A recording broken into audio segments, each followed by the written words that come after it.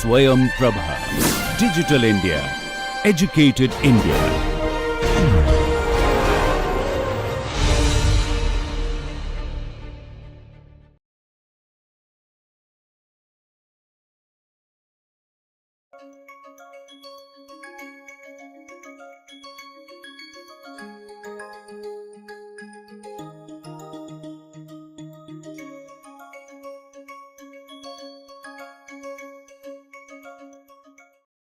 Our focus is primarily on the pranayama practices. Most of these practices are taken from this book. The documentation is taken from this book. Most of these practices I have learnt from the Patanjali Foundation's teacher learning program, and also have been benefited by the programs of Art of Living and Inner Engineering, and many of these practices I have learnt from these foundations, but the teacher training I took from the Patanjali Foundation's program, and the documentation part of it, step by step process, are taken from this book of Swami Niranjananand Saraswati. He is with the Bihar School of Yoga, Munger, and those who are interested to read further or to know these practices in more detail can refer this book. This book explains pranayama in 4 types, but here we have taken 3 types only: conscious breathing, preliminary breathing methods, and classical pranayams. To understand conscious breathing, we must take note of the functionality of the brain. We have predominantly 3 types of 3 components of brain which are related to the different activities: limbic brain, reptilian brain, and prefrontal cortex. Reptilian brain is most evolved, and it is primarily maintains or regulates the basic bodily functions: coldness, dryness, managing territory, controlling our life situations. That is related to that, survival related things.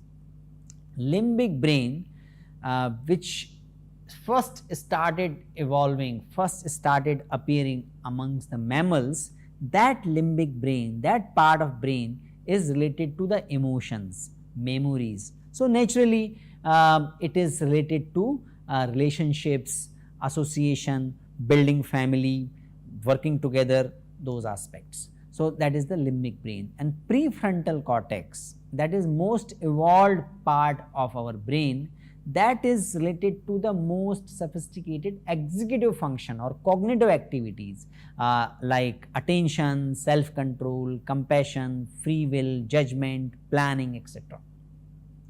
If we look at and if we distinguish conscious breathing with unconscious breathing, we find that unconscious breathing falls under the control of primitive parts of brain.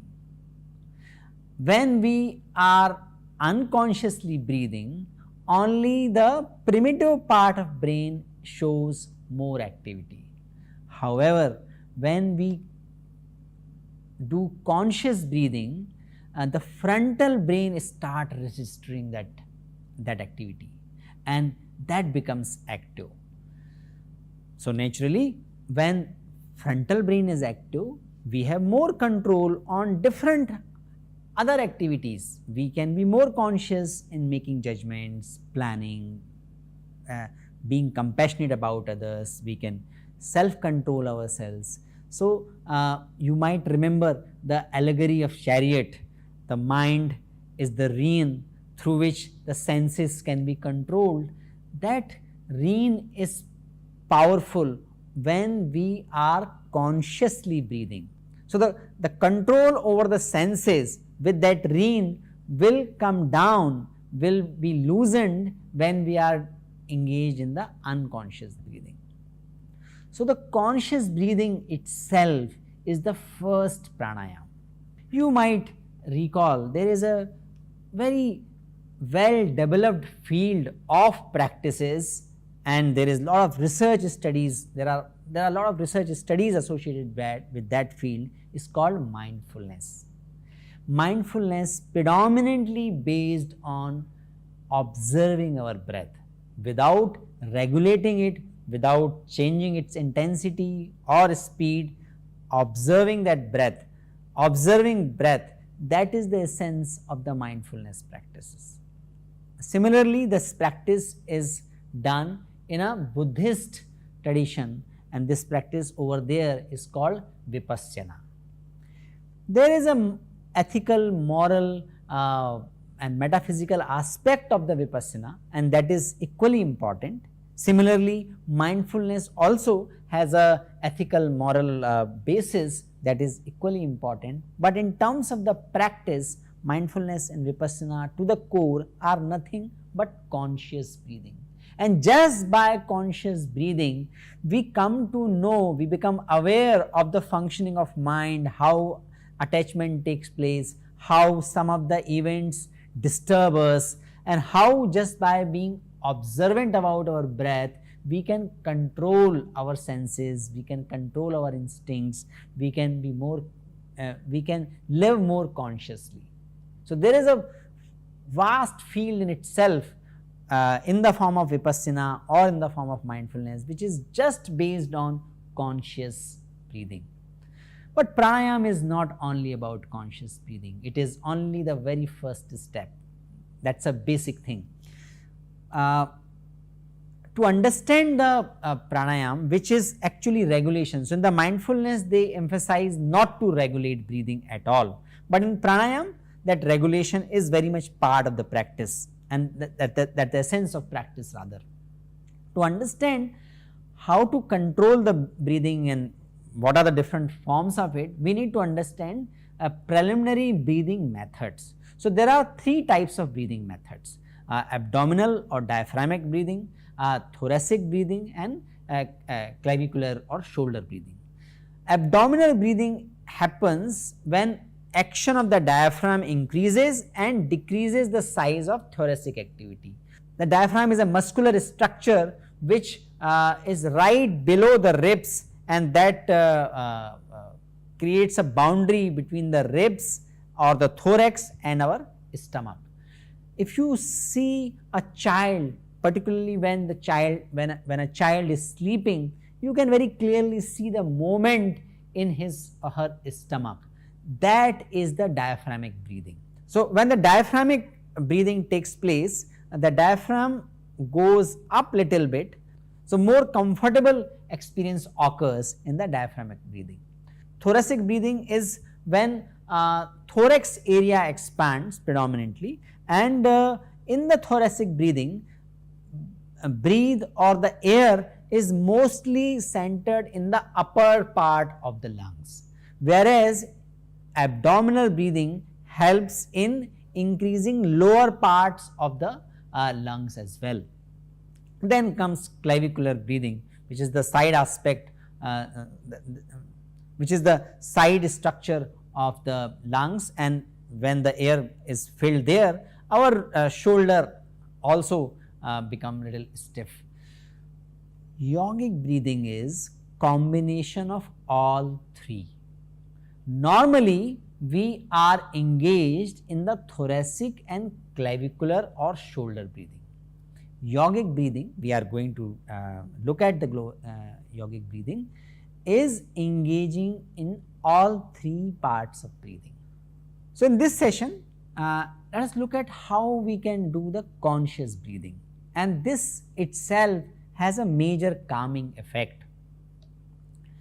So sit comfortably or lie in savasana and carry out this practice of kaya shathiliam, that is loosening the body. You can sit down on the chair, and then you can take your attention from the toes to ankle to the calf muscles to knees to lungs to gonets to stomach to chest to shoulders to neck, and calm down these all organs. Or you can lie down in shavasana and take your attention from toe to head gradually, and that process will calm down your mental activities, and that will give the sense of relaxation. So that's a first step in conscious breathing. Be in this stage for few minutes. If you're sitting on the chair or lying in Shavasana, be in that state, be in that relaxed state for few minutes, and just observe, start observing breathing. Need not to change the breathing pattern. Just observe this. As you continue to give attention to the breath, it becomes more conspicuous to you. You become more aware to the speed, intensity and depth of your breathing.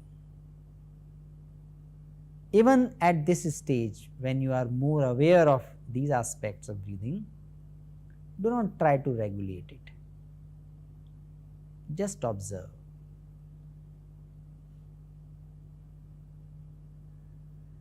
Just observe, is there a gap between the breaths?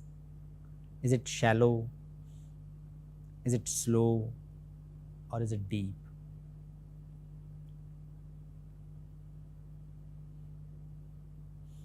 Keep your awareness on each exhalation and inhalation.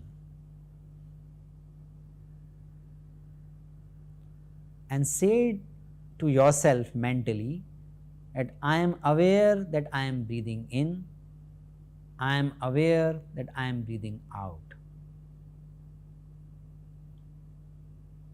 Now count your breath backward from 27 to 0. And mentally say that I am aware that I am breathing in 27, I am aware that I am breathing 26, 25, 24, 23, and continue this process up to 1. Mind naturally wanders, and if we are doing it after long time or if we are doing it first time, we can experience this wandering mind more intensely. So what I do if my mind get distracted during the time of counting? So I start from 27 and by the time I reach 18 or 15, my mind goes somewhere else. What do you need to do? You need to come back to 27 and start counting again. Continue this process till the time without distraction you can count inversely from 27 to 1. This may take few minutes, maybe 5 minutes or 10 minutes. If you are doing it first time, it may take even more. But experience the relaxation and sense of comfort you get after this simple conscious breathing process. Thank you.